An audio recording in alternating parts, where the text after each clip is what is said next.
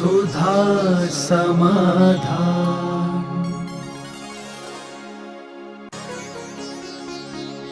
नमोस्तु गुरुदेव।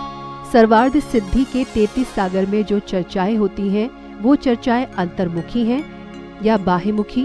सर्वार्थ सिद्धि के देवों का जो भी विषय होता है सब बहिर्मुखी होता है, क्योंकि उनकी अविरति बैठी हुई है।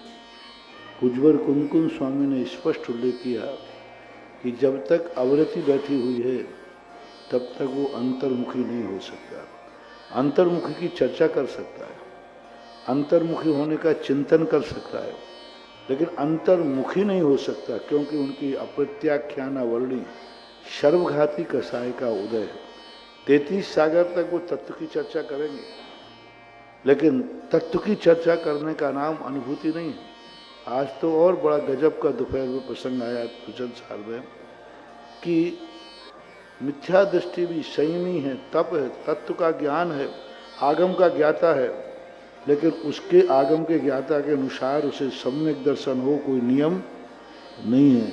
31 सागर तक शुक्लेशा के साथ 33 सागर 31 सागर तक द्वादशांग की चर्चा करता रहा एक जीव, लेकिन उसे आत्मा की अनुभूति नहीं हुई, अंतर्मुखी नहीं हो पाया। तो वो बहिर्मुखी है नहीं होते हैं। बहिर्मुखी का अर्थ ये नहीं कि वो बहिरात्मा होते। बहिर्मुखी होना अलग चीज़ है और बहिरात्मा होना अलग चीज़ है। बहिर्मुखी तो जैसे साधु प्रवचन दे रहा है बहिर्मुखी है, बहिरात्मा अलग चीज़ है, बहिर्मुखी होना अलग चीज़ है। इसलिए देवताओं के सामयिक ध्यान नहीं बनता, क्योंकि वो एकाग्र चित्त होकर के बैठ ही नहीं सकते। सर्वार्थ सिद्धि के देव भी 1:48 मिनट को भी सामयिक नहीं कर सकते, क्योंकि वहाँ वो कुछ त्याग कर ही नहीं सकते। जो कुछ है उनका नियत है, जो कुछ है उनका नियत है। आप लोग तो सामयिक करते हो, अब मैं समस्त प्रकार के शाबद्ध आरंभ का त्याग करता हूँ, वो कर ही नहीं सकते। सामयिक में बैठते बैठते आहार लेने का समय आ गया तो वहीं आहार कर लेंगे, आहार संज्ञा। उनकी सब कुछ नियत होती, उनका सामयिक होता ही नहीं। सामयिक नहीं, ध्यान नहीं, जाप नहीं। देवता जाप नहीं कर सकते, देवता कोई भी अनुष्ठान नहीं कर सकते। देवताओं का सकलीकरण नहीं होता, संकल्प नहीं हो सकता। वो ये नहीं कर सकते हैं कि मैं अब 8 दिन तक कोई आहार नहीं करूँगा। वो ये नहीं कर सकते कि मैं 8 दिन तक अब विधान में बैठता हूँ। कोई अनुष्ठान नहीं, देवता कभी अनुष्ठान नहीं कर सकते, कोई विधान नहीं कर सकते, कोई यज्ञ नहीं कर सकते, कोई संकल्प नहीं कर सकते। सामान बिना संकल्प के सब करते रहते हैं। इसलिए देवताओं में यह सब नहीं बनता है। नमोस्तु गुरुदेव। राग द्वेष कौन से कर्म की प्रकृति है? जिनपद की प्राप्ति का उपाय क्या है? राग द्वेष चारित्र मोहिनी कर्म की प्रकृति है। चारित्र मोहिनी को संक्षेप में राग द्वेष कहते हैं। क्रोध और मान द्वेष में आते हैं, मायाचारी और लोभ राग में आते हैं। एक वीतराग दशा जो है, राग और द्वेष को कम करने से आत्मा की प्रतीति होती है। जब तक राग द्वेष की कणिका मात्र है तब तक आत्मा की पूर्ति नहीं। जब पूर्णतः राग द्वेष खत्म हो जाते हैं, परमाणु मित्तम्पि रागा दृढ़म विजदे जस्य न विजान गोधुअप्पा वयम तु सब्बाग मधुरो भी। ये कण मात्र भी राग की कणिका है, उस जीव को कभी आत्मा की अनुभूति नहीं हो सकती। इसलिए कसाय के अभाव में ही आत्मानुभूति होती है। नमोस्तु गुरुदेव। 10 लक्षण व्रतों में क्या दूसरे व्रत भी कर सकते हैं? अरे एक ही एक कर लो, धीरे धीरे करके। एक पूरा एक साथ में सब करने से, सब प्रकार के एक एक व्रत कर लो, लेने में कोई बाधा नहीं है, ले सकते हैं। लेकिन फिर ऐसा करना पड़ेगा, 10 लाख क्षण पर एकासन से करते हो और फिर तुमने मेरू भी ले रहे, तो एक टाइम तो छोड़ो 10 लाख क्षण का, और एक टाइम भोजन छोड़ो पंचमेरु का, यानी उपवास करो। अब तुम एकासन में पंचमेरु करो, उसी में 10 लाख क्षण करो, तो ये बात ठीक नहीं। दोनों का भाग उसमें आना चाहिए। अनायास कोई तिथि पड़ जाए वो बात अलग है। नमोस्तु गुरुदेव। अनंतकालीन पाठ के लिए आपके द्वारा निश्चित की गई तारीख पर किसी कारणवश अगर पाठ न कर सके तो उसके फल में कोई अंतर पड़ेगा? जब कभी तुम्हारे लिए धर्म की जरूरत पड़ेगी, तुम्हारे लिए धन चाहिए है कि इसी महीने कहीं से मिल जाए तो बड़ा काम हो जाएगा, कर्म कहेगा इस महीने तो नहीं मिलेगा, अगले महीने मिल जाएगा। वो तो जैसा अपना यहाँ होता है वैसे ही, और सबको अपनी तारीखें तय करना चाहिए। किसी दिन और बताने वाला हूँ मैं कि ललितपुर का जो अखंड भक्तांबर पाठ है, इसको समझो, बहुत बड़ी शक्ति है, बहुत बड़ी शक्ति है। मैं शब्दों में, मेरे पास इसकी महिमा गाने के लिए शब्द कम है। हर व्यक्ति नियम बनाओ, 2 कार्य ललितपुर के हर घर में होना चाहिए, चूको मत। गरीब है तो, अमीर है तो, टाइम नहीं है तो निकालो निकालो निकालो, जैसे बने तैसे निकालो। साल भर में एक भक्तांबर विधान और 24 घंटे में यहाँ बैठ करके भक्तांबर पाठ, ये 2 कार्य जरूर करो। और मैंने तो पिछली बार भी कहा था, साल भर में एक दिन ललितपुर के हर परिवार को निकालना है। हम 24 घंटे साल भर में एक दिन क्षेत्रपाल के अखंड पाठ में रहेंगे। 24 घंटे, दिन में ही नहीं, सुबह आ जाइए, दोपहर में आ जाइए, 24 घंटे तक आप खुद का अपना दीपक लाइए और सामने दीपक रख लीजिए, और 24 घंटे आपका परिवार बारी बारी से उस भक्तांबर पर बैठे। यदि एक साल भर में 24 घंटे आपने कर लिया निरंतर, तो कर्म भी आप जहां भी रहेंगे 24 घंटे आपके ऊपर अभिनंदन भगवान की छाया रहे। तुम एक बार करना है, साल भर में कितने बार?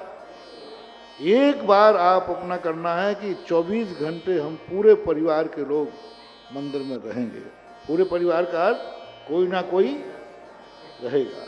मान लो दिन में तुम व्यापार का कायदा तो यही है सबसे बढ़िया, कि 24 घंटे हम व्यापार, साल भर में एक दिन भक्तांबर के लिए दान दो, साल भर में एक दिन अभिनंदन नाथ भगवान को दो।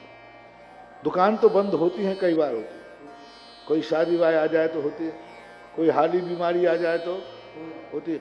एक दिन का साल भर में अभिनंदन नाथ भगवान के नाम से बंद करो। एक दिन, एक दिन नौकरी वाला बंद करे कि हम साल भर में एक दिन की छुट्टी प्रभु भक्तांबर के नाम से लूंगा। मैं व्यापार साल भर में एक दिन या एक दिन हमारा भक्त प्रतिष्ठान बंद रहेगा। एक दिन हमारा नियम रहेगा, हम ललितपुर से बाहर नहीं जाएंगे, साल भर में एक दिन। और उस दिन भगवान 24 घंटे में हो सकेगा तो हम पूरा परिवार आपके चरणों में रहेंगे। उस दिन 24 घंटे में हमारे परिवार का कोई ना कोई सदस्य 24 घंटे आपके चरणों में रहेगा। देखो इसका प्रत्याश है, साल भर में एक दिन, कोई ज्यादा नहीं है। विधान करो, 24 घंटे भक्तांबर, तुम्हारा भक्तांबर नहीं टूटना चाहिए। अखंड भक्तांबर तो हो ही रहा है कि नहीं, वो तो चल ही रहा, तुम्हारा भक्तांबर नहीं टूटना चाहिए। ये तो अखंड भक्तांबर असीम कालीन है, सारे भारत का है, सारे विश्व का है। तुम्हारा भक्तांबर पाठ अखंड 24 घंटे, 1 मिनट भी पीछे नहीं होना चाहिए। 1 मिनट को भी वहां तुम्हारी उपस्थिति रहेगी। दूसरे भी लोग रहें, उनसे कोई आपत्ति नहीं है, तुम्हारा खुद का होना चाहिए। ये पूरे ललितपुर के घर घर का ये अभियान होना चाहिए। ये साधारण शक्ति नहीं चल रही मन महानुभाव, तुम लोग इसको नहीं समझ पा रहे हो। सब महिला पुरुष सब इसको करो, जैसे बने तैसे। मैं कुछ भी नहीं कह रहा हूं, कितनी भी परेशानी, कितनी भी गरीबी, कुछ भी कुछ हो, साल भर का एक दिन अखंड भक्तांबर आपको अपना करना है। ये तो असीमकालीन भक्तांबर है, लेकिन तुम्हारा अखंड भक्तांबर। और यदि ये तुम लोगों ने कर लिया तो इसकी उपलब्धियां, इसका विचार आप बहुत पाओगे। जितना ज़्यादा हम इसको बलिदान देंगे, मूल्यांकन कितना। भक्तांबर तो आप पढ़ते हैं, कब? जब समय मिल जाए। कब पढ़ते हो? समय मिल जाए। समय बच जाए तो भक्तांबर को देते हो, और भक्तांबर का समय के बाद बच जाए तो घर के काम करो, पहले भक्तांबर का समय होगा जो समय हमारा विशेष है। और एक दिन तुम भक्तांबर हो, तूने भक्तांबर के लिए आज दुकान नहीं खोली, तू आज भक्तांबर के कारण नौकरी पे नहीं गया, आज भक्तांबर के कारण पूरा परिवार घर में यहाँ है, साल भर भी तुमने जो धर्म किया है, तुमने जो एक अखंड एक दिन का व्यापार बंद जो तुमने किया है मंदिर के नाम से, जाओ तुम्हारा व्यापार ऐसा चलेगा कि कभी सारी दुकानें बंद हो जाएंगी, तुम्हारी दुकान कभी बंद होने का सवाल है, क्योंकि अखंड दिया तुमने, एक दिन देना है, एक दिन व्यापार बंद करो तो 364 दिन का मजा देखो क्या आता है। तो अपन को ऐसा नहीं करना। मैंने एक दिन और कहा था, धर्म के लिए बचा हुआ समय नहीं देना, बचा हुई रोटी, बचा हुआ धन, बचा हुआ समय भिखारी को दिया जाता है। बची हुई रोटी किसको देते हो? और पहले भोजन किसको देते हो? बचा हुआ समय मंदिर में मत दो। जो समय बचा हुआ नहीं, महाराज भगवान क्या बात करते, आपके लिए समय बचा हुआ, सबसे पहला समय आपके लिए ही होगा, और वो समय होगा जिस समय सारी दुनिया के पास समय नहीं है, वो समय हमारा होगा। रात्रि की सबसे ज्यादा सिद्धि की अपेक्षा देखा जाए, रिद्धि की नहीं कह रहा हूं, सबसे ज्यादा सिद्धि रात्रि में होती है, क्योंकि रात्रि का सारा वातावरण विपरीत होता है, और विपरीत वातावरण में यदि कोई धर्म करता है, उस धर्म का मूल होता है। चारों तरफ से धर्म का वातावरण है, पूरा परिवार धर्मात्मा है, सो तुम धर्मात्मा हो। पूरा परिवार मांसाहारी है, हिंसा के शराबी है, उनमें से एक बेटा शाकाहारी है, बोलो प्रशंसनीय कौन है? सारा परिवार शाकाहारी है, धर्मात्मा है। तो महाराज हमारा सारा परिवार धर्मात्मा शाकाहारी है, तो मैं भी शाकाहारी हूं, इसमें कौन सी बड़ाई है? लेकिन वो चांडाल कहता है कि मेरा पूरा परिवार मांसाहारी है, मैं धीवर हूं, पूरा मांसाहारी है, और मैं मांस का त्याग करता हूं, वो है प्रशंसनीय। तो जिस रात्रि में सारी दुनिया निद्रा में सो रही है, सारी दुनिया पाप कार्यों में मस्त है, सारी दुनिया में निशाचरों की शक्ति बढ़ जाती है, और उस समय तुमने अपनी आत्मा को कहा कि नहीं, जिस समय सारी दुनिया अंधेरे में है, उस समय प्रभु मैं तेरे उजेले में हूं। सारी दुनिया में अंधेरा है और रात्रि में मेरे सामने तुम बैठे। भगवान को सूर्य कहा है, भगवान को सूर्य कहा। दिन में वो सूर्य है और वो चला गया था कि हमारे वहां में आप नित्योदयम दलित मोह गम्यम नराहु बदनश्च नबारिदानम विभ्राजते तब मुखाब्ज मनल्प कांति विद्योत यद जगत पूर्व शशांक बिंदु। इसके पहले एक सूर्य का भी आया, नास्तम कदाचित पयास नराहु गम्या स्पष्टी करो सहसा नाभो धरो धर निरुद्ध महाप्रभाव सूर्यातिशाय महिमास मुनीष लोके। कहाँ है रात में अंधेरा? हे प्रभु आप सूर्य हैं, वो सूर्य तो फिर भी फीका है, आप हमारे रात्रि में बैठे हैं। तो रात्रि के अंदर जब भगवान के सामने व्यक्ति बैठता है, साधु की सारा चिंतन रात में होता है। तुम कहते हो महाराज जी ये आप, कई लोग बड़े परेशान हैं, बोले महाराज आपको 1 मिनट की तो फुर्सत नहीं है, 24 घंटे, फिर ये आप एक दुनिया की बातें चिंतन कब कर लेते हो ये बताओ? कब चिंतन करते हो, कब ये बात आती है? तो अर्ध निशा का सन्नाटा वन में वनचारी चलते, तब शांत निराकुल मानस तुम। रात्रिकालीन भक्तांबर बहुत महत्वपूर्ण है। जिस समय अर्ध निशा का सन्नाटा हो, सारी दुनिया अपनी निद्रा में गाफिल सो रही हो, और तुम उस समय कोई देवता निकल जाए तो सारी दुनिया निद्रा में गाफिल है, और जैसे वो छेद पार के बाहर अंदर से ऊपर से निकल रहा था, ओहो इस रात्रि में जो निद्रा और राक्षसों का समय है, इस समय भगवान के सामने कौन भक्तांबर पड़ रहा है? उस समय देखो कोई सम्यक दृष्टि देवता निकल गया तो वो ऐसा तुम्हारे लिए कर देगा कि कुछ पूछो मत। ये स्थिति बनती है, इसलिए ललितपुर वालों, साल भर में आज प्रसंग आ गया, साल भर में एक दिन 24 घंटे आपका अखंड पाठ चलना है। ये तो असीमकालीन, आपका विधान, आपका पाठ, आपके सामने आप अपना खुद का दीपक लाइए और जला करके बैठिए, साक्षी करके बैठिए, भगवान कल 24 घंटे तक यह हमारा दीपक, हमारा अखंड पाठ आपके चरणों में है। कितने घर हैं यहाँ? 5000। कितने बैठेंगे एक दिन के? 365 हुए ना, तो कितने बैठ गए? 3-4 हैं?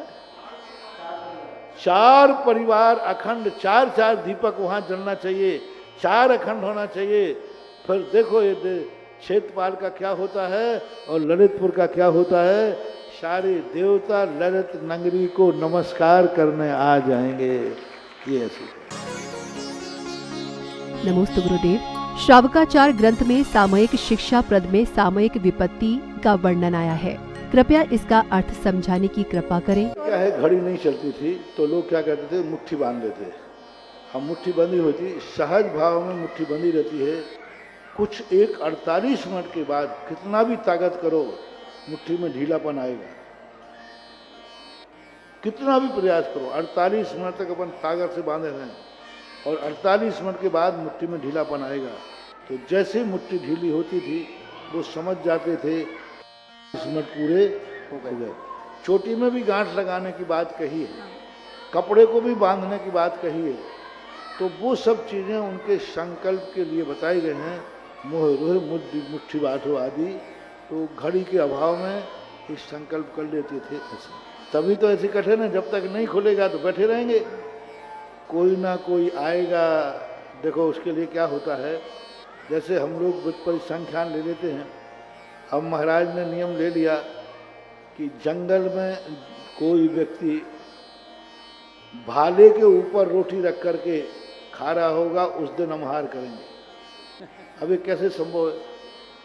पूज्यवर शांति सागर महाराज ने लिख दिया कि बैल के ऊपर गुड़ की जो पाड़ी होती ना, अब वो मनुष्य के ऊपर तो फिर भी दिख जाए, तो वो भी जब भाग्य होता है। तो इसी प्रकार गांठ बांध के बैठ गए।